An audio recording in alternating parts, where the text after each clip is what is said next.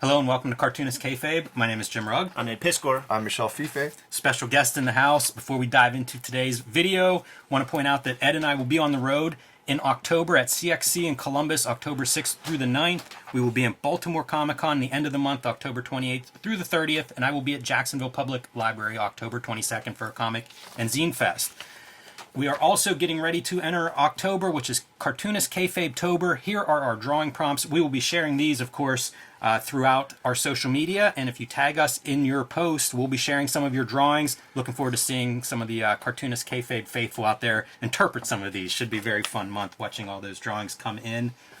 We are also working Cartoonist, and the way you support Cartoonist Kayfabe is buy our comics. Ed Piscor's Red Room, the Antisocial Network, came out last year. Trigger Warnings, the second season of Red Room, will be out in September, and you can see it really will be out. We have the proof here in the actual book. These are both self-contained. You can start with either one, so whenever you find one of these at your local comic shop, pick it up, give it a shot. That is Red Room. You can buy Hulk Grand Design, Monster Madness are both in comic shops now. The collection of this will be out early next year in an oversized, attractive, treasury-sized edition with a fluorescent green cover. You're going to want to pre-order that now at your local comic shop or wherever you buy books. Street Angel Deadliest Girl Alive, back in print from Image Comics after being unavailable for almost a year. You can now find this wherever you pick up books or comics. And our special guest today, Michel FIFFE, doing Copra, and coming up, the large hardcover oversized collection of the first 12 issues of Copra. Yeah, the Master Collection. In stores in November. You can pre-order that now at your local comic shop or wherever you buy comics, and you can find current issues of Copra on his Etsy by going to michelfiffe.com. Perfect. Thanks, Jim. That was awesome.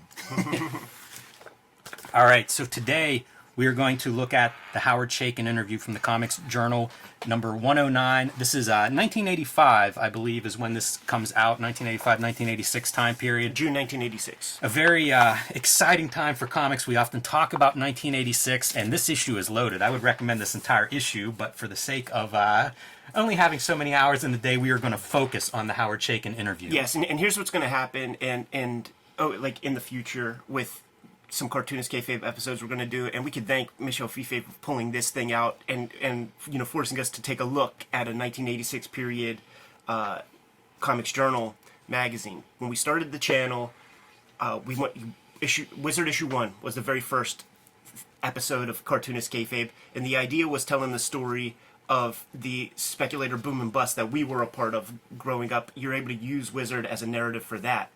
I think we're going to have to go through like the 1986 period, but you can't get there without the pre and post. So because Fantagraphics gave us the keys to the kingdom, we're going to have to go through like probably January 1984 up to like 87 or something like that, issue by issue. And I think it'll be 2 episodes per issue of Comics Journal. We do the big interview as one episode. We do the rest of the mag for the other, because the stuff that's in here is fucking unbelievable and will just make mind-boggling episodes. So we're going to handle this interview. This informs us on a lot of future episodes. Yeah. Subscribe to Cartoonist Kayfabe. Yes, well said. Look at these sketches, dude. I love the way he draws those fedoras, by the way. We're going to talk about the interview, but just that swooping line. It's one line. Yes. It's like one pen stroke making that swoosh, almost calligraphy for your brim of your hat. Yeah, fantastic. And, you know, you can almost see his approach or his influence of illustration. Probably one of the cartoonists who really brought a lot from illustration into comics and into his style. And it'll come up a little bit as we dive into this.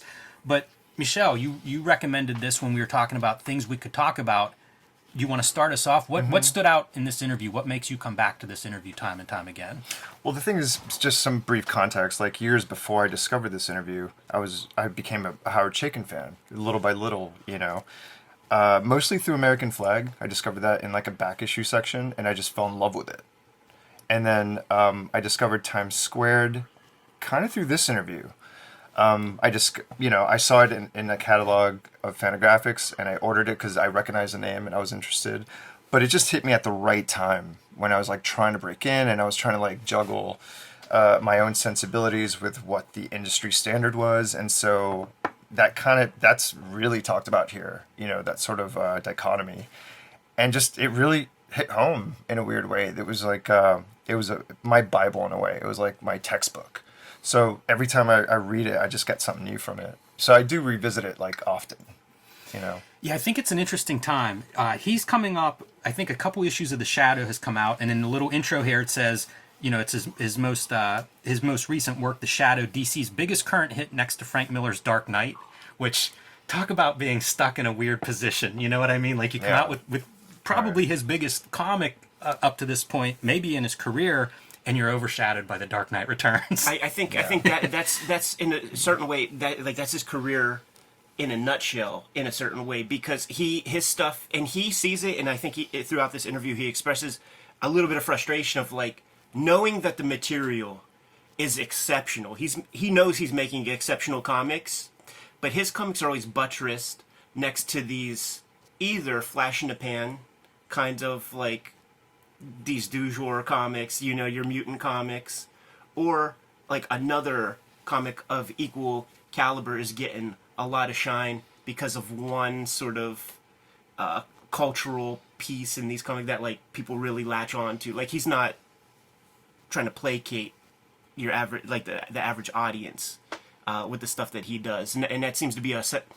piece of frustration for him throughout this thing. Right. Yeah, they start out with Gary Groth asking him to basically summarize your career for us, and from the beginning, man, they're fighting over this kind of thing, this summary, and again, it feels like Chaykin he talks about being tired several times in this interview, and it does feel like that frustration. You're catching him at a point, maybe the peak of that frustration in a lot of ways, as he goes through and summarizes it, and it's everything you said, Ed. It's he often refers to Teenage Mutant, is what he refers to the most popular books that are out there, and how he just can't be interested in those. Like he can't put those out for various reasons. He says he doesn't have, I don't know, I guess chops would be the word for it, but also he doesn't have the passion for that stuff either, and the amount of work that making comics takes. That's why he's tired, and he just can't put that kind of enthusiasm behind Teenage Mutants. This guy, he just finished. He's an adult. He just finished doing, 26 issues of monthly American Flagg comics, writing, penciling, and inking. And creating a world. Didn't miss a beat, didn't miss a deadline. He has every right to be tired right now. Yes. I just remembered that the first time I ever saw Chaykin actually was in that Wizard interview that he did. I think it was Wizard issue 46 or something like that. Some Power and Glory shit or something? Yeah. And that interview itself just blew my mind. I had no idea who this guy was, but I was a Wizard reader on and off, and I just happened to pick that issue up, and he blew me away, and I saw that cover of American Flagg, and I'm like, I need this in my life. It was the perfect age for me. It'd be like, I'm kind of outgrowing superheroes, but I like underground looking stuff or independent looking stuff, and that just kind of hit a sweet spot where it's also a little older, so I'm like, I'm just gonna go back to the bins, and that's when I became a fan during that interview. I mean, it showed Black Kiss covers, it showed Power and Glory. I was like, I love this guy. I don't know who the fuck this is, but I'm in. Yeah, his sensibility certainly was always distinct, at least from the 80s up, because that's the stuff that I would find with him too. And at that point, it was like, his stuff does not look like anybody else's. Before I turn the page, I just wanted to give this little bit of background. Worked as an assistant to Wally Wood and Gil Kane, and worked with Neil Adams. So quite a pedigree as he's like coming up. At this point, he's 35 in this interview, about 15 years working as a professional in comics. And man, that is quite a background. Having those guys as spending time with those guys. What a list. Keeps calling himself a very old man in this thing. Yes. And one of the interesting pieces, might even be on this page where your hand is, Jimmy, is he's back in comics now after a certain amount of time of being away. Like in the late 70s, after Star Wars and some other stuff, like he went away. And at this time, they asked him, where'd you go? Illustrations, like book cover design. Right. And then after this material, he'll go away and be a Hollywood writer for quite some time. And the way he would describe it very publicly is like he was working on and writing things that he would never watch on television. Like that's what all of his jobs were. Talks a little bit about doing crime fiction and contextualizing shadow in crime fiction, and says he prefers that to science fiction, and gets into like genre talk, which is kind of interesting. And I think that's a big part of comic genre. Not just crime fiction or science fiction, but even superhero is such a genre at this point. I think it's a big part of how we understand the language of comics. And in fandom back in these days, you had the squad that you were a part of. And there were names for people who were science fiction fans and comic fans. Like, you were called a double fan, meaning like Right. we couldn't imagine you could be a fan of 3 things even. So there were these lines of demarcation, and they spend some lip service in this interview, trying Gary Groth trying to find the virtues of the crime genre as being better or worse than science fiction, because like, what's the difference to Gary Groth? The other thing with their contentiousness that sort of goes back and forth, just sort of knowing Gary Groth and getting to know Chaykin, like, just in the real world, certainly the Groth stuff, the things that come across as kind of harsh in the written word, he really does say that shit with a smile on his face. Like, so there are parts where it feels like a very spirited back and forth that could be along the lines of, like, legit argument. I don't think it ever really gets to that place. And they're old friends too. Exactly. So they could talk like that to one another. Totally. Like, on our Gary Groth shoot interview, whenever Jim Steranko kicked him out of the house when Steranko needed to do some painting, he said, "I went to crash on the couch at Howie's place." Yeah, it's interesting. I forgot about that. But yeah, obviously a long relationship, these two knowing each other and probably having a ton of these kinds of discussions. Yeah. Talking art and literature. Gary mentions around here the moral responsibility to do art. Yes. As opposed to commercial work. And I think that's like a pretty strong through line for not only Chaykin's career, but this entire interview and Groth's opinion of art and comics in general. And it's just that sort of like struggle between, the commercial and the art and defining what those things are. And I think they're just at odds throughout the whole thing with that very same topic. That's something that I think Gary or Fantagraphics or Comics Journal brought to comics, right? Like, they were super critical of the business practices of Marvel and DC Comics, and so you can see a morality or ethics being infused in that, and you could apply it widely to commercial art in general. I feel like these are conversations that do not happen today. Yeah. And even, like, with this interview, Gary will get on his kind of academic high horse at a certain form, but then Howard Chaykin will always remind him that, are you not also the publisher of the X-Men Companions? Yeah. And the, Yeah. I look into George Perez, like, that type of shit. Which is not addressed. Gary doesn't respond to that. He kind of flips it to another question. That really stood out this time around. I was looking for an answer. I'm like, yeah, how do you respond to, printing focus on John Byrne? Chaykin went a little light. He didn't even say the word critters. Well, I mean, for anybody that would be unfamiliar with this, if you were picking this up exclusively as a Chaykin fan and not really knowledgeable about the comics industry, I mean, that's a reality, right? You're publishing Fantagraphics, like, you need certain things that are going to afford you to publish, to continue publishing. Yeah. You need some money. You have to make money somewhere if you're going to publish. We would see it with, like, Eros comes up, I don't know, a couple years after this interview probably. And I mean, that was just a moneymaker, obviously. They're not aiming for art whenever Fantagraphics is publishing porn. They flat out said paying it. the bills. They flat out said it. They were like, at that moment in time, we could have gone 2 directions. We could have done superhero comics, or we could have done porn. And we went with, the least morally objectionable. Yeah, but their superhero comics wouldn't have sold. They would have to do image level bullshit. Yeah. Also, the interesting part about that is that Gary calls it a moral responsibility. Like, that's loaded. That's huge. A lot of people who don't make art, like, bringing your politics into things and what's your message. Right. And the artist has no obligation to anybody. Like, first off, you're doing it for free if you're making art. Like, there's nobody commissioning you to like, make it. So you don't owe anybody anything. No, and Chaykin's counterpoint is that, well, my moral responsibility is to pay my bills and survive. Yeah. Like, what's wrong with that? They spend a lot of time on it. That's the bulk of this page, and it transitions into then commercial art. And Chaykin, a longtime fan of, like, illustration, purely commercial art, and defending some of that, I don't know, his fascination for it. And I think that's one of the things that makes me like Chaykin is some of these outside influences that he's bringing to the comics page and to design.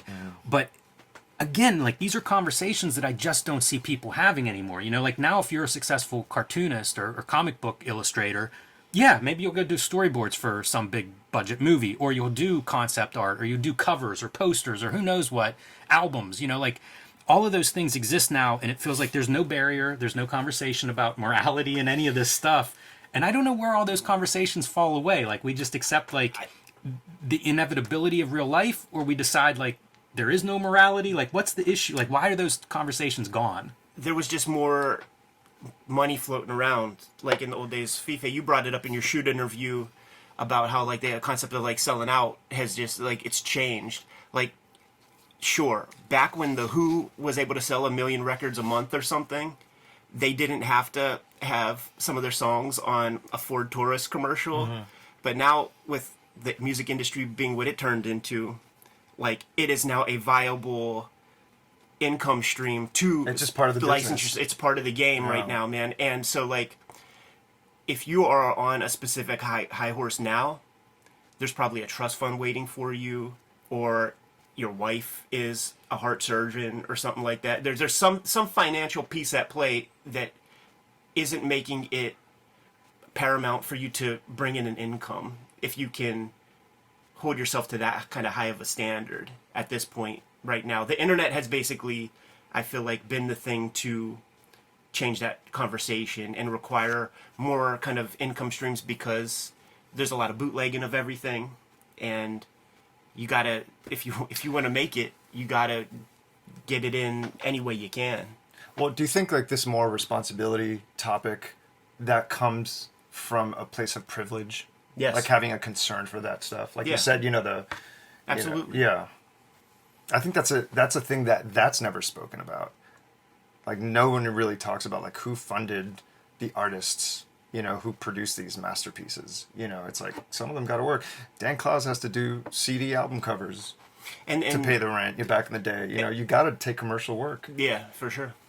Some of the names that come up in here as we're talking about commercial art and mainstream comics is there's a lot of fighting over trying to define some of these different areas. Commercial art, mainstream comics, and on and on. And Chaykin seems less interested in this. He flat out says the work I do is in the realm of mainstream comics, but he's not interested in really discussing that part, which to me I think of as almost sales. Like, he's not maybe interested in discussing why his stuff doesn't sell as well as these Teenage Mutant books. But it's fun to see them go through and name names like Alex Toth, who Chaykin in this interview really holds in high esteem, calls his work extraordinary. Harvey Kurtzman, Art Spiegelman comes up. Before that, he mentions Art Adams. And one of the things I like a lot about Chaykin is, to this day, he still keeps his eyes on the racks to a certain extent, and is always spotting fresh talent, cool, interesting comics. And to this day, like, catching dinner with them, you got to take notes, because there might be 4 or 5 comics that have come across his radar that I haven't heard about, and they're new, and got to check them out. Yemi Fur was his favorite comic for years, from what I remember. He would always pimp that for Chester Brown. I have to read this line since I'm a Toth mark. This is Chaykin. I'm on more than record as saying that I regard Alex Toth as God's representative in comics. So it comes honest, the Toth fans out here. I think his awareness of the of commercial publishing and commercial art does inform some of his lack of interest in saying mainstream comics and getting into some of the the minutia of defining what is mainstream comics and what isn't. Yeah. Because in some industries, like, that is defined. Creative or commercial art, when you're doing a book cover, there's no ifs, ands, or buts. That is there to sell that book. Yes. Somehow in comics, we have an argument over this, Right. Yeah, and another thing I love about this, man, is it really is Chaykin's voice. Because there will be times like I grabbed these the Conan paperbacks at the Ides sale a year or two ago, and I'd never read those things, and I just posted an image with all of them, and he responded like, "Yeah, you would have really loved them when you were 11," and even Gary Groth responded like, "Yeah, you're aged out of this one, bud." They were right, by the way. Like, I checked them out. I'm like, okay, I'm on to some other shit. There's some fun bits too where they're talking about Art Spiegelman, and Chaykin says, "Turn off the recorder." Yes. Yeah. That happens a couple times, and it makes me very curious. Like, what do you need to say off record? Some of it too, man, is when he's getting spicy with Gary. There is a Leslie Chaykin who's sitting ringside, kind of like the Mickey to Howard Chaykin's Rocky Balboa.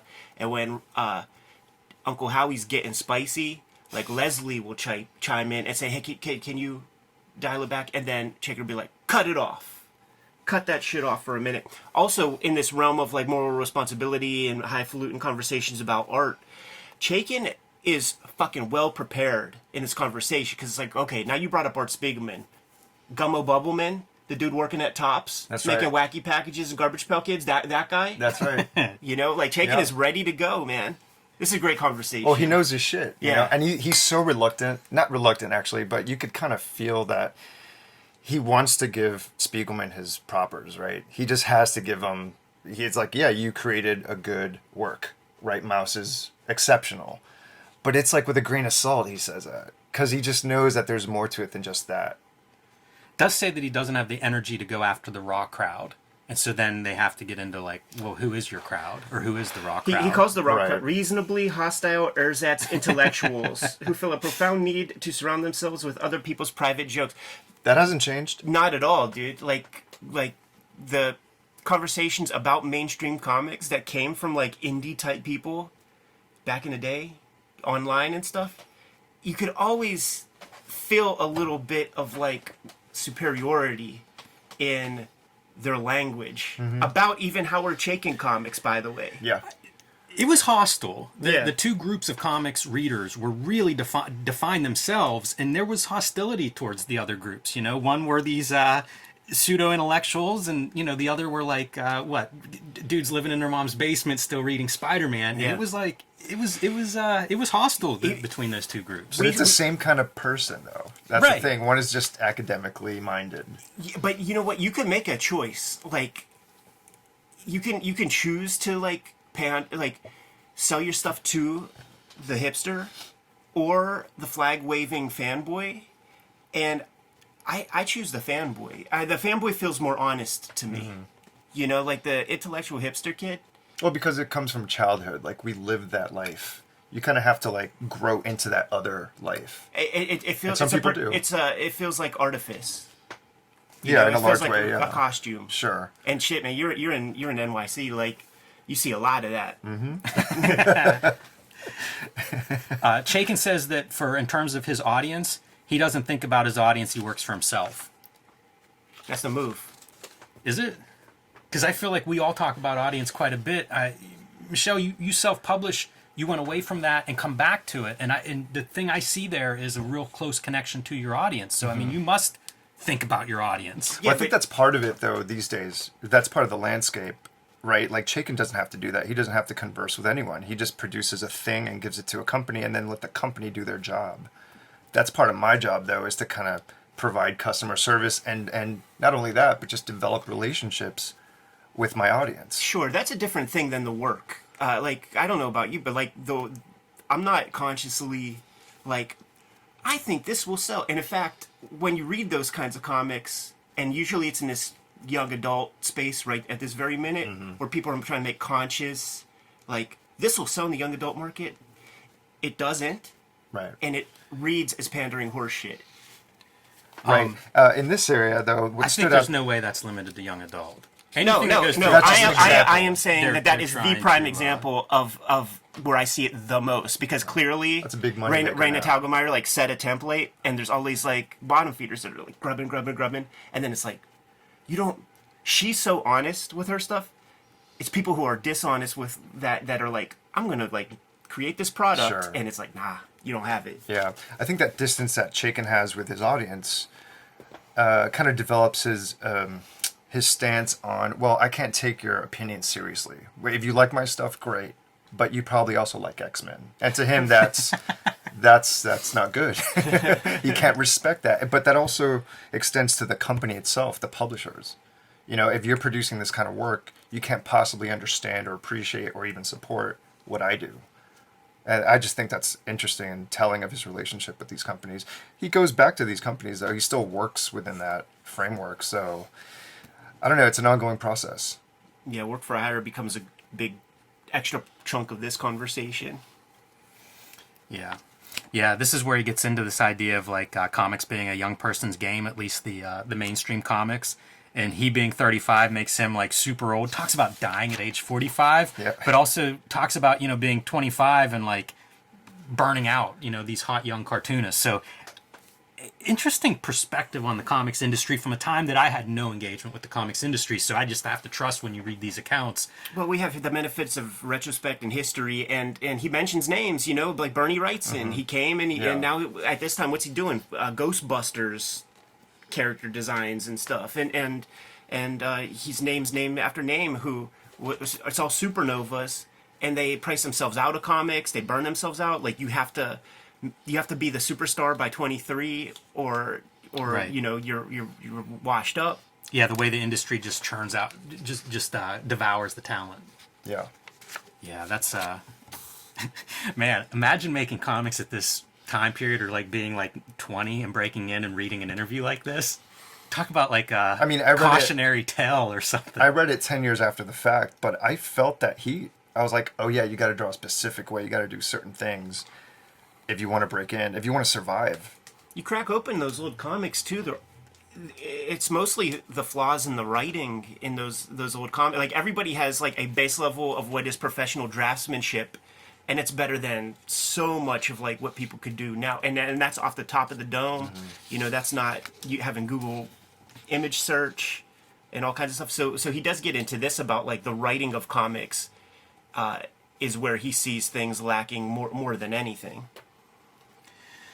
Praises John Byrne, says that he's in awe of what Byrne does, Yeah. which Groth really seems to like not appreciate. Well, I think Groth just sees it as like what Byrne represents in the artistic field, right?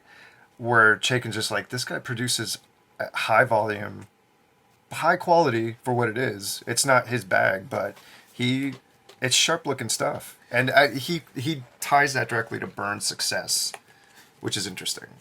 He says that it would take Chaykin, in the time it takes him to do a page, or he knows what it takes physically for him to do a page, John does 6. Yeah. Yeah. And that's a weird thing to consider. And Groth brings it up. Like, is that really the thing to celebrate? Like, it's just that his output is so great. And in a weird way, It's a commercial biz, man. Yeah. Chaykin recognizes that. That's a certain part of the game, and it's like Byrne's better at it than almost anyone else. Right. At least that part. And you could say that is part of his success, just showing up relentlessly on the shelves time after time. But kids dug that. He was a favorite for a reason. So the fact that he put in the muscle to make so many comics helped. It was all just part of his success, I think. And Chaykin just knows that.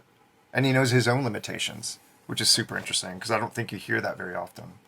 Gil Kane is the chairman meow of the whole situation. Yeah, interesting the connection that both Groth and Chaykin have. They both have some real connection to Gil Kane, so it's fun whenever a name like that comes up and they can spin this conversation around a third party that they're mutually close to. Well, Kane, in one interview, he said that facility, like once you reach facility, if you want to do anything beyond facility, you can't. So if that's your goal, to just be quick and just churn out stuff, congratulations, you reached that goal. That's a fucking hard goal to reach. But if you want to do anything beyond that, it's impossible. You're dead. You're burnt out. Because you've conditioned yourself to just produce and produce and produce. You can't slow down. You can't consider work. Doing 1 year at the Q-Bird School, I feel like, nearly 20 years removed, I'm still deprogramming myself from some of the kind of, like, sort of hack mentality that was put into your mind to, if you want to get a job, like, these are the skills that will make it possible for you to get a job. Doesn't mean that you're going to excel or rise above anybody else in terms of popularity. So, like, I totally see what you're saying. It could be very infectious if you get into that sort of rhythm. Yeah, except these days that doesn't really pay off the way it paid off back then in the 70s and the 80s, even in the 90s. Right now, people like to take their time, really cultivate their style and their fan base or whatever. That kind of process is not really applicable in today's industry, rather. Do you think that's reflective of quality becoming a bigger thing now? Like back then, everything's distributed monthly and it's gone. You get a couple weeks, you sell as many as you can, and then the next piece is coming in. And now it's like things get collected, and if it's good or it connects to an audience, maybe it's perennial seller. and now we've got multiple printings, and it's this ongoing revenue source. So the value is there is a quality check now that didn't exist in the 80s and even into the early 90s, as long as like that newsstand model of like just put the new product out, put the new product out, put the new product out. And yes, if you can sell more, you're getting royalties at some point in the 80s, those begin. But it's a totally different industry now where it's like being that fast really doesn't reward you now the way it did back then. Because now it's like I need it to sell next year still. Yes. I need it to outlast my peers. A good example of that would be this new John Romita Jr. Spider-Man stuff, where we know what he's capable of. He's done Spider-Man before, like with his prominent style. And he did Thor comics at the exact same time for like years. So we know that he can do 40 to 60 pages a month. But on this new Spider-Man, I think he did like 6. And then that was your bid. So like that's the model now. It's like you do your story, you do a couple, you do an arc, and then maybe you do another one, but maybe not. You move over, you let someone else do another 6 issues. Yeah. Yeah, that's the model for sure. And they might be working on those 6 issues while you're working on yours. Mm-hmm. This section is talking about his time as Wood's assistant and Gil Kane's assistant. And he says one of the things with Gil Kane, he'd come in, he says Gil Kane taught him to sit at the board, which he says is a little bit abstract, but I think is interesting, especially again for young cartoonists, to like that thing of sitting there for 50 hours a week. Not the easiest thing in the world. There's physical tool, there's mental tool, and there's also just like carve up your schedule so you get those 50 hours at the board. There's a lot there, so that's kind of neat. But he says he would show up and Kane would be like, who do you like? And Chaykin would say whoever, and then Kane would just destroy that person. Doesn't that sound like Beatrix Kiddo in Pai Mei, or like Arlie Emery in Full Metal Jacket, where it's like maybe no answer would be the right answer. Like you're in boot camp, son, and I don't care. Right, no matter who you say, it's there's still a crease in under your the shirt. gun. You still got to do those push-ups, and I call it patience muscles that you develop as a kid, because it was so like I just remember so clearly being able to do like maybe 3 pages with enthusiasm, and then starting to waver because you just get your art's growing too fast, and then your shit is obsolete within those 3 pages, and just slowly just developing the patience muscle to be able to be meditative, relaxed, create a nice, comfortable space for you to find enjoyment, an enjoyable place to be for 10 hours in a day. That takes some cultivation. That takes a while. Yes. Yeah, definitely. It's an important part, the discipline. He does have this line, which I love a lot. Gil Kane one day says that the most important people in comics are the inkers. And Chaykin's like, what? And he said, it's the inker because he's the last man on the job. He's the one who finishes it. He's the one who defines the job. 1968, he's given that, quote, credit, but Gil Kane has said this in interviews since then, so it's not limited to that point. That's a wild, that's a weird thing to be confronted with. Sure. I didn't want to grow up to be an inker. You know what I mean? Like, the pencilers were the superstars to me. Mm-hmm. So to hear somebody of Gil Kane's stature revealing this is like, this is the truth in comics. It's really strange. There's that David Mazzucchelli piece where he basically says the same thing. You know, you would benefit by being the last hands. Absolutely. On the project. And Mazzucchelli, I feel like, was talking about at like after it's all in, including color seps and stuff. Right. Put that final set of eyeballs on it, and if with any time left over, try to, help it out, massage it a bit. The reason I bring up the inking quote, besides loving inking, is you get down here and he talks about like Wally Wood. Wood had the same kind of deal. Like Wood would run a studio, and it'd be like, Chaykin talks about doing like writing and penciling a cowboy strip, and then it's like, oh yeah, you pass it by Wood on the way to the publisher, I guess, wherever it's going, and that's where you get the Wood finish. Is like Wood becomes that most important person in the process, the last guy to put some marks on that page to make it Wood. This is kind of the manga system too, where it's like Will Eisner also, like, we were at MoCA that one year together, man, and there was at the MoCA museum a lot of Spirit pages, and you saw so much whiteout on these pieces, and it was indicative of the studio guys laying down the story initially. Will Eisner pasted out, they did drawing on it, and then created basically the armature for what the final page would be. And Eisner would just white out all the stuff that he wasn't feeling, Right. and it turned it into put a Will Eisner piece on top of it. The one thing about the inking being the last step is like it just shows how little of a concern coloring was back then. It didn't matter because it was like you're gonna see the art no matter what. Coloring is an afterthought. Whereas these days, I think the colorist might be like the last person who really shapes the page. It might ruin it, might make it, Yeah. but I it's think just their it's influence interesting. is the biggest part of what we see in comics Yeah. today.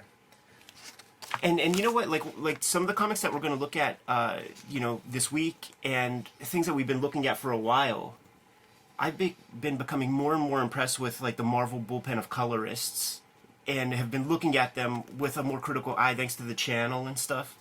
And they really are some badass people. Like, it's so interesting back in those days when everybody had the same limited 64 colors that you could play with, when in truly it's maybe like 25 colors, because you're not going to be using all those browns and olive greens and shit like that. So it's almost like the colorist's palette is almost like when cartoonists have 4 squares to draw a strip, and you see how Charles Schultz does it radically different than Chester Gold. Like, seeing what the colorists do with that very limited palette is something I've been paying attention to a lot over the past year. The limited palette is a treat to color with. Yeah. Let me tell you, anybody at home who's starting to figure out color, like, man, set up about 6 colors and have some fun. It's a real trick that will make coloring a little bit more manageable. Talks about politics in comics and, Chaykin's politics appearing in Flagg. And Chaykin, he doesn't totally reject it, but in conjunction with the Shadow stuff earlier where he's like, I don't like vigilantes. Sure.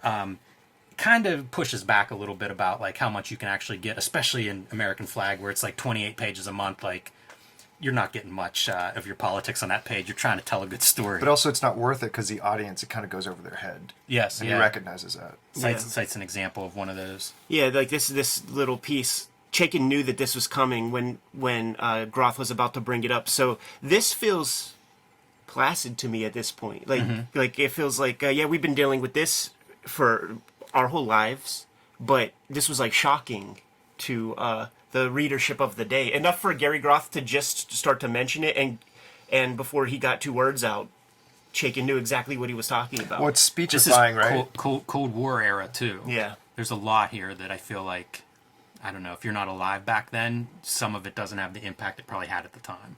Yeah, but Chaykin doesn't really write like this anyway, so that's why it stood out, and that's probably why Groth jumped on it, or was about to. Yeah. Yeah, and Chaykin also says, it doesn't have the impact he wants it to have, right? This is supposed to be this big speech moment. When he rereads it, he doesn't feel that it's quite that effective. Right. It would suck to have your stuff scrutinized to this degree. like, let's pull out your dialogue from this one page. Hey, Yeah, listen, man. yeah. He benefits from a day before Twitter. Let's say that. That's true. Yeah. And even this stuff, like, this stuff that it would be cancelable, right now. But Right. he's like, you fucking dimwits don't know nothing about, the United Banana Company or whatever. It's also interesting, like, how much he's kind of past American Flagg, because it's always present whenever you first encounter it, right? Like, I read it years after the fact, and it was the coolest book I'd ever read at that point, but it was 10 years later after it had been published. This is only a couple of years after publication, and you can see it feels like Chaykin's in a different place already. Right. He got it out of his system. Sure. He's on to the next. I feel like that rings true for us personally. Like, even kind of when the book comes out, it's already a year behind you. You're working on the next thing. Talking about the Jack Kirby Return His Art movement at this time. This is great. And Chaykin doesn't sign on to that petition, and Groth wants to know why. Yeah, this is a great conversation because it's another one of those pieces where Chaykin, it feels like he's so well prepared, he almost couldn't wait to get to this place. It does feel that way. Where, he says, and it's the exact, it's basically he's calling out virtue signaling before. That's what it is. It had a popular name to it, man. It's exactly like the Twitter crowd that jumps on the du jour grievance of the day, where Self-interest of the people who jump on it. you want more tweets. Well, at first he's nice about it, where it's like, well, I'm tired of being seen as a shitheel Yes. and a rabble-rouser. Yeah. But when he gets down to it, it's like, yeah, that's all kind of phony, self-serving bullshit. Like, Gary- what's that about? It's not about Kirby, it's about you. Yeah, Gary keeps leaning into it as a good interviewer should, because he wants an answer, and Chaykin actually says the thing that we all see with the Twitter crowd of today. Do you really want to get Jack his art back? I mean, I'm sure you do, but you really got a problem with Marvel. You really think Marvel's a bunch of punks and you want to make them look like assholes. Or Shooter specifically. And just him saying that is such a beautiful statement, not geared at Uncle Gary explicitly in terms of my interest in it, but just we could project this to the forward day. Yeah. And the people online who are always the first ones, like you go through their social media and you see that they're jumping on every grievance of the day, has nothing, like, you are not offended. You are not offended. You are a depressed person looking to fuck with people. Sure. This is fun. He talks about being, he's just too tired to get in the middle of this, being a provocateur. And Groth's like, you're 35. And Chaykin says, you don't work as hard as I do. Yes. I feel like every cartoonist I know has a version of that feeling at some point in their life. Especially whenever you sit at home all day drawing, and then whoever it is you live with, or relatives or whatever, that they go to the 9 to 5, just think you do nothing. Right. Sure. Because you don't leave the house. Right. You're just sitting and you're drawing little pictures, but it's work. It's work. And, Chaykin could back it up with his schedule and his output. Yeah, he talks about getting up super early and stuff. 7 days a week on Flagg. Man, think of the toll that takes over a couple of years. Like, that's a crazy schedule to maintain for years on end. Yeah. 8 a.m. to 7 p.m. So at least it's regular. You know Yes, what I mean? man, that's almost Seems 80 constant. hours a week. Yeah, it's constant. To do that for 3 years, you're going to be tired. And just coming up with, story after story, that's really different. He's trying to push the boundaries. He's not just it's not like boilerplate material. Yeah, and that's the thing too. There are It's no like fill-ins. You're kind of juggling 3 issues at a time because covers are needed at a certain time for one issue. Story blurbs are needed for the distribution catalog, several months in advance, so that they need to know what issue you're on. I had an idea of doing Red Room for as a monthly for 12 issues in Right. a row, and just seeing the realities of that, just impossible as a one-man operation. He talks about having no hobbies. You just don't have a life outside of the studio. I think we understand that. Because we're not drawing comics at this moment, but we're leaning into comics in a very big way right this second. Yeah, they're more of my life now than ever. Sex and comics. Yes, of course, sex and comics. I was surprised that we don't get any Black Kiss talk Could in, be in before this it? interview. That's what I wonder if Doesn't it's in the exist preview. yet. Yeah, could be before. It must Oh, be. really? It must be before it. It must be. It would Black have been. Kiss was, I want to say 87, 88. It would have been talked about for sure. If Okay. If it. It's good to know, because that's something I would be curious to hear about. And Ed, thinking about Black Kiss made me think about Red Room, and not just because of the colors in the title. Like, it feels like I would be curious to hear you and Howard discuss those 2 books and kind of your audiences and intentions and things of that nature, because they both feel like they're pushing against a certain thing. And the values may change over time, but it feels like they were both sort of provocative in a certain against a certain direction. And this is a fascinating piece because it's like it's bleeding edge, and the idea of bringing sex into comics of like a mainstream comic where there's like a narrative is a bleeding edge idea, and when you read it, you realize, yes, of course it is. What would you get before? Maybe a peck on the cheek with Mary Jane, or something like that. At best, Abby Kane eating some potatoes off of Swamp Thing's Right. back Yeah, right. and hugging him in an embrace. It's very true, but considering how much time Groth spends on this subject matter, it makes sense to me that Black Kiss comes out of this, because I'm sure this was a topic that came up in a lot of Howard Chaykin interviews and a lot of critical reaction to American Flagg. So if you're a creator, you know, it's like, oh, I hit something here. And it's thing something is- I'm interested in, right? Like, he talks about being interested in this, and if you're into commercial art, like, there's a rich history of erotica in commercial art. That's the thing. He's an adult, right? It's one of his interests. It's used as a way, like sex is used as a storytelling element. It's not. That's why it's not porn, right? But because it's done in his specific way, and no one really tackles sex the way he does, that's why it stands out, and everyone just talks about that one aspect. But to him, it's not a big deal. It's like, yeah, so what? So my heroes fuck, big deal. What's your problem? You know. Right. But think about the audience, and what they're used to. Like they see that just grid right there.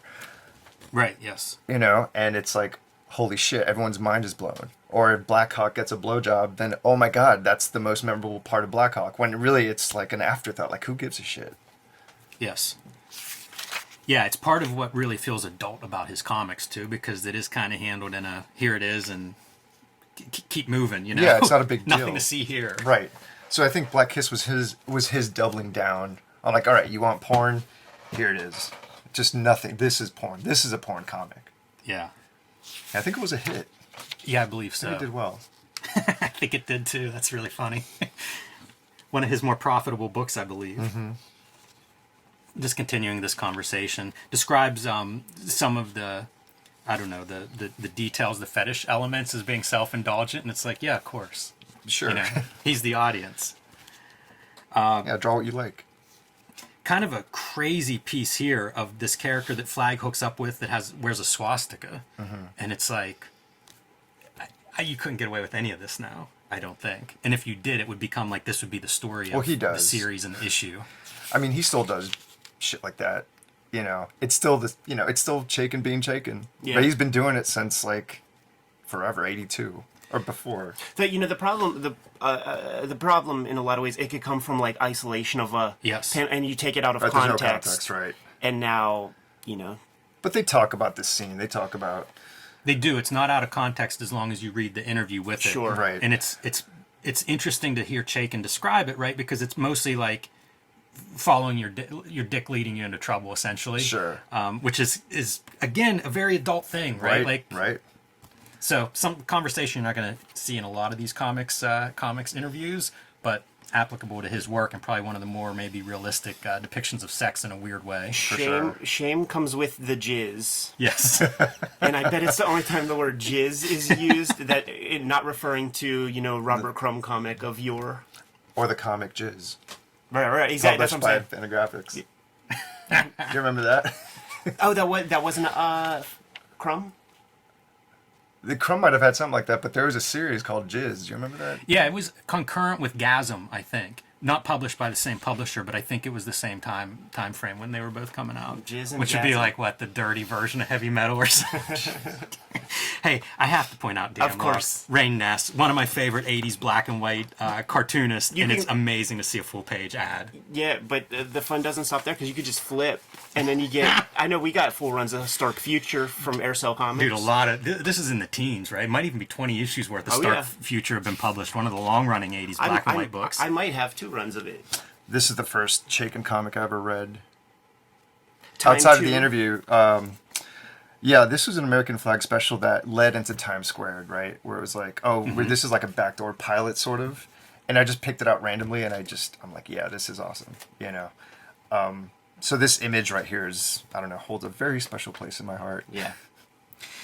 This leads into, they talk about costume design, and he names a few guys who he thinks are good at costume design in comics, and it speaks to his appreciation of fashion, and I think that's an element of American Flag. Oh, and absolutely. in Times Square, and a lot Yeah. of his work Right. that, again, pops. And the fun part with fashion is very related to superhero costuming, in my opinion. Like you're really dressing your characters in a way that generic artists don't. He called his own fashion a costume. Like if Yes. you'd see old photos of him, and he's very dapper. Yeah. And he described it as costume, and it speaks also to just like old young insecurities and things, where he was slightly rotund little boy, and you hear this from bigger guys, bigger people who were alive in the 70s and stuff, where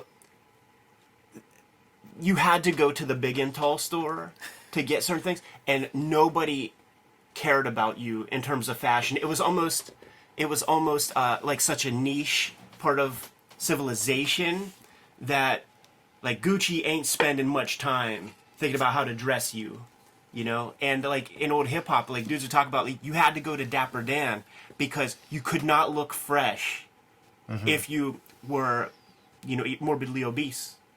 There was no cool clothes for you. You had to get them specially made. That's funny. As they get into Times Square discussion, very talk about a time shot, you know, a period of this time as like they're trying to explain the format. And it's essentially a European graphic album, 44 pages, trade paperback, oversized, painted color. Those books are beautiful and definitely something worth our time to look at. Oh, yeah. For sure. They're amazing, but it's funny because it's like it's this foreign, like, what are we talking about here? This new format that you're working on. It's very ahead of its time. What I forgot that he mentioned here was that he expected to make every issue of Times Squared, and really they're self-contained stories, but one every 6 to 7 months. Yeah. Which is crazy to me, especially considering that only 2 exist because he just got swept up in other schedules. But it's kind of crazy that was expected. When he answers that, he's looking at his wife when he's answering that. It's mentioned in the piece, man. And it's almost like him telling her, like, it's going to take about, I'm doing one of these every 6 months. Get ready. Right. And they're intense. They're intense pieces. I Yeah. think it's not just, I don't know. There's a lot of work that goes into those Oh, pages. Yeah, amazing layouts. Yeah. Those page layouts are phenomenal. Talks about jazz music. Yes. I have nothing to add, but it's And fun to hear him going through like 20s to 50s and challenging Gary a little bit on what he listens to and maybe try this or have you heard this? That's another hallmark of Howard Chaykin, and that's what we're talking about, like the voices in there. Because, I mean, it's exhibited in our shoot interview where he's just naming names of cool illustrators and asking, you know, this guy?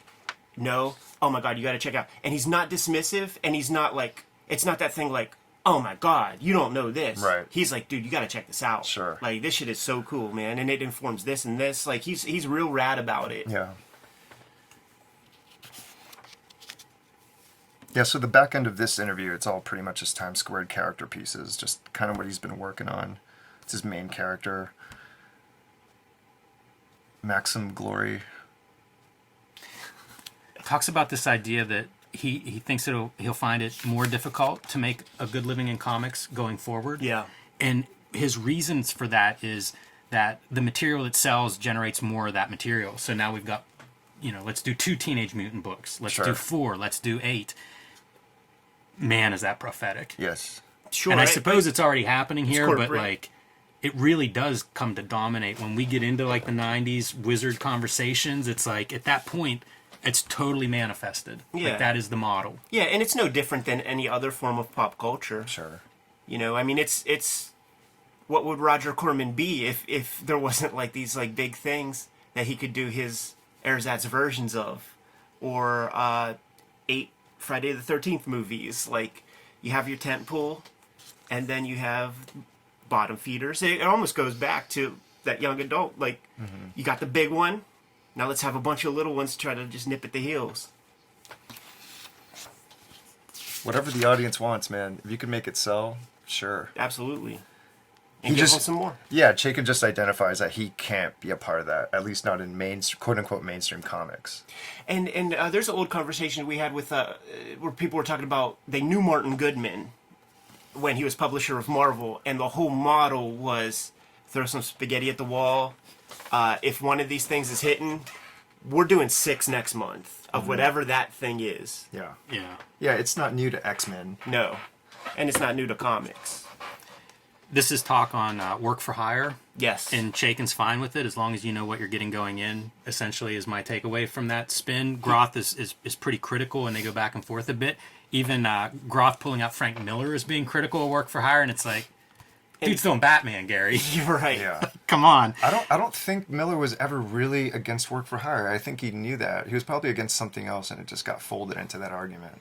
I can't recall that. Hard to tell because I think, you know, like with Ronin, he got some ownership in. Sure. So I think that's something that guys were definitely fighting for, But I mean, look, he did the biggest Batman book in history. He did Born Again around this time. Right. He went back to doing RoboCop versus Terminator. I mean, that's all work for hire. Chaykin stuff. said They it in our explain the American Flagg first deal, which is that Yeah. it's licensed through Howard Chaykin Incorporated, is how First is able to publish it, and it's really strange the language that's involved with like how this is set up. You know, it doesn't. Sounds like First it's has a lot of hands in it. Yeah, it's not as cut and dried as when we go like Image Comics, creator owned. Like this is very roundabout the way this sounds like it's described. Yeah, and I mean it's the reason why like there was a big gulf in like Grim Jack comics coming out. I think that there was a little bit of a gulf in between Nexus before it hit Dark Horse. It's been even Grendel longer. was a big one, you know. I'm talking about First specific, just okay, just First to be germane to this topic. But like, I mean, American Flagg was like what 20 years before like an Image collection came from. Like there was no in between from First and like the Image collection. I don't think, right? Yeah, I don't know if that was a legal thing as much as just where Chaykin was. You know, I think he could have done it, but I think there was also technical stuff that was at issue there. But it's just interesting to me to hear, like, if you're going to do a creator-owned book, it was not an easy proposition, apparently, at this time. Yeah. Especially if you wanted to protect yourself. How about this good shit right here? Talk about looking at Akira, Katsuhiro Otomo. Yes. Yeah, real interesting. One of the first Japanese comics that he's really responded to. No, sorry, to go back to the American Flagg thing, is that what's interesting is that he says in this interview that DC bid for it. Like it was maybe going to First, it was maybe going to DC. It was around the time Ronin was coming out. So that suggests that he offered it to them, or that, you know, for potential buyers, it was on the that's market. An amazing comics history, what if? But also recently, I thought I heard him say something that Jeanette Kahn was kind of mad at him, like, why didn't you bring American Flagg to DC? And Chaykin's response was like, well, you wouldn't have printed it the way I wanted it to be, which is a fair point. But that's also, I don't know if it contradicts that. Maybe the timeline is different. Maybe he's not mentioning that here. But the fact that DC just wasn't willing to pay enough for it, or maybe not pay enough for him to make those changes that they required. I don't know. It's one of those tough things, man, that we do have like retrospect to kind of look at things and you can make your own assessments of like how you want your stuff to go. But man, with the infrastructure that DC had in terms of distribution, eyeballs on their stuff, there is some value in taking a little pay cut to have that better position in the Diamond books and stuff. You know, there's value there for sure. Like you might be able to make up for it on the back end because you're going to sell more if it was a DC comic, probably. You know, there's a brand equity that comes along with some of that stuff. Just by sheer presence. But also, but then you think about like in this very issue, which we won't cover, like Bud Plan is talking about how they all bet heavy on Ronin, the retailers and distributors. They all bet heavy and they got burnt. So you could have been a casualty of that. Right. It's just interesting stuff to think about. Yeah, that is the what if. Because, Yeah. like, there was nobody there that could really deliver this book that Janet Kahn had, I don't know, a vision of, like, let's bring this kind of publishing house mentality to DC Comics. Yeah. American Flagg would have been that book. Could have been that book. And who knows, right, once DC sort of goes, hey, we can't have this sex in here, or can't have this or that, maybe it all falls apart. But the way that book's constituted, it could almost have been Vertigo a decade early. Yeah. Yeah. And then they just are running through like some of the other stuff that gets Chaykin's eye. And, you know, we mentioned Toth and Kurtzman, Wally Wood. Dave Gibbons mentions the Dave Gibbons book that's coming up, Watchmen. A beautiful book, truly lovely, very nice stuff. Didn't Gibbons say something like Chaykin read the first issue and was so impressed, he's like, you'll never keep this quality of content past 3 issues. It'll never happen. That's his compliment. It's like, this is so good, you're not going to beat this. That feels real accurate. You know, I mean, you think about monthly comic books and it's like, yeah, good luck. And those were a little late toward the end. When we had Gibbons on the show, man, like he said that, in fact, it was our January 1st episode of this year when we're looking at that last issue of Watchmen, you don't realize, because we have the book, you know, we have the finished Watchmen, but it could have, and there was perhaps at least a very little bit of conversation in-house, Dick Giordano, Jeanette Kahn and crew, that maybe we get a fill-in dude to do an issue of Watchmen. Like, that was a possibility, and there was nothing in contracts that could have prevented that from potentially happening. It could have gone that way. Yeah. Can To you keep on imagine? schedule and shit. Man, imagine, yeah, the effect that would have had, even on the creative team, you would think it would be just, they're killing themselves on that book, clearly. And to have somebody come in and fill in an issue, yeah, that would be devastating. That's a Marvel move back then. I mean, think about the Punisher mini. Zek Right, yeah. Zek wasn't even late. That editor was just so strict about being ahead of schedule. And they got a couple of fill-ins toward the end. And, people have said that's why it's not a perennial. Sure. That's why it's just another 80s mini, Yeah. a forgotten mini. Anything else for you guys stand out? Like, again, he's naming a bunch of people. He names Harvey Pekar and says that it's interesting, but it's it's not something that he's sure he's interested in from comics. And when Groth presses him, he describes it as depression and a level of despair maintained. And he's being super nice about it. I mean, I feel like he's employing restraint Yeah, when talking about these guys. it is interesting to consider comics through those different lenses. Names a few French. They go through some of the French artists, Manera, Hergé, getting kind of his impression. Groth's throwing out these names. Does mention Mike Zeck. That's right. Yeah. And his Mentioned the Punisher work Punisher. specifically is Yeah. something that stood out. Kevin Nolan. So it's kind of fun. I always like seeing these guys weigh in on other cartoonists and what they see in their work. I was looking for it to put it on the Kayfabe social media, but he said something. There's a drawing out there that Kevin Nolan did of Reuben Flagg. Maybe is it an Amazing Heroes cover or No, something? it's a journal. It's a journal cover, and it's him drawing every single character running off a cliff. So there's Crumb. I think Cerebus is hanging from the cliff. Okay. And he draws Reuben Flagg. Yeah, I he remember says, that. Yeah. It was the best he'd ever seen, that Kevin Nolan drawing, including his own. I was looking for that. Yeah, because he's talking about, like, the Batman and Outsiders. Like, whenever you see these badass dudes drawing these characters, you just automatically assume that they created them, and you find out that they didn't. And that's where he's talking about, like, when Kevin Nolan drew Reuben Flagg, like, he took notice. I think it speaks to some of that stuff we were talking about, like when Greg Capullo did that Savage Dragon. Right. And then Eric Larson kind of picked up a couple of things, perhaps, maybe. That's our conjecture, but feels sound. The cool thing about that cover Nolan did is that he tried to ink every character in the respective style of its creator. So I think Crumb had a little bit of cross-hatching. Reuben Flagg might have had that little stippling to mimic the duo shade. But Chaykin here calls Nolan a strange duck, which I think is funny. Yeah. Because he's Seems about right. really nice otherwise. And this is the new era of the really good slow guys. I forget what they say that, like, the studio can be called. Unproductive studios instead of upstart studios. Unproductive studios, and get Mike Golden to art direct that shop. You know what, though? He does give Mike Golden credit for being really good. Oh my God, absolutely. He says, he draws a character and it's the first time it's been seen. Yeah. Mike So- Golden even impressed Gil Kane. Gil Kane would just like fawn over those pages when they would come in. So that's the Chaykin interview. Yes. Not in a nutshell, but that's it. And I would be curious to maybe read a follow-up interview or two that would cover, because they reference his interview 8 years prior to this.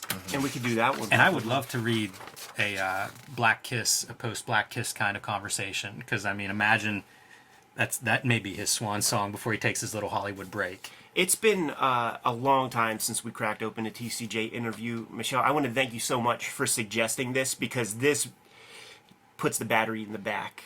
We have such resources. Fanta has given us the keys to the kingdom. We have access to so many issues that we don't have on paper. Like, if we have to straight up, go digital, like we've done with some, we're just going to do that. But there is a rich history that we're going to be able to reassess and bring fresh eyes to, Jimmy, that I think this is going to change a little bit of the culture of the channel to a certain extent, in a way. I miss these kinds of interviews. So good.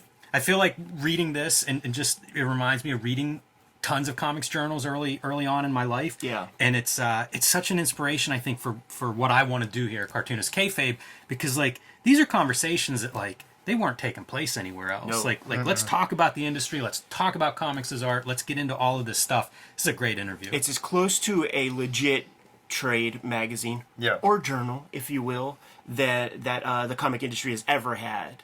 And very sad that like when we interview Gary Groth, he basically said to us like, people don't want it. Don't want to pay for it. People do not want it. Like, they're not going to pay for this stuff. Our fallen world. But man, I always think it's great the people that we do get, like good people in comics. We are blessed that Chaykin has been around comics for decades. Absolutely. Like, he could have left and not come back at any point. Left a couple of times. So I am grateful that we get so much time with him in comics. And we're going to get some personal time when we go to Baltimore this year, man. Let's wrap things up. Kayfabers, like, follow, subscribe to the YouTube channel. Hit the bell so we can notify you when new vids are available. Michel, what do you got on the horizon that the people need to get their hands on? I got a Copra Master Collection, which collects the first 12 issues. Image Comics is putting it out. It's an oversized hardcover. I also have the collections going up to round 6, which collects the newest issues. And this is the latest issue. It's up to issue 43. You could get it at my website, michelfiffe.com. And it's all there for you to see. Jimmy.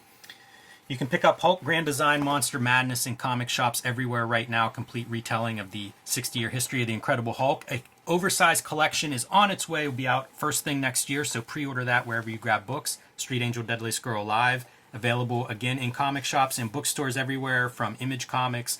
This has been out of print for a year, so it is back in print. Pick that up wherever you buy books. And you can join me on patreon.com/JimRugg, where you can see a lot more of my art and comics, and you can download some of my out-of-print zines and mini comics. Red Room Trigger Warnings is in stores late September 2022. Murder on the Dark Web for Fun and Profit is the name of the game. Good companion piece to go along with the Antisocial Network. But every story within these comics is self-contained, so you don't have to start at the beginning, man. If you see one of these trades, scoop it up, give it a shot. You'll be able to scoop the other stuff if you dig it enough. I'm serializing new Red Room comics that have not yet hit paper on my Patreon. Patreon.com/EdPiscor. $3 gets you the archive there. I have all of these comics plus the new stuff put out at new pages every Tuesday. You can get to the links to order comics. Hit up my Patreon at my link tree in the description below this video. Jimmy, what else do we have out there? Subscribe to the Cartoonist Kayfabe newsletter at the links below this video. You can also find Cartoonist Kayfabe t-shirts and merchandise at the links below this video. Another great way to support the Cartoonist Kayfabe channel. Give them those marching orders, Jimbo. We'll be on our way. Make more comics.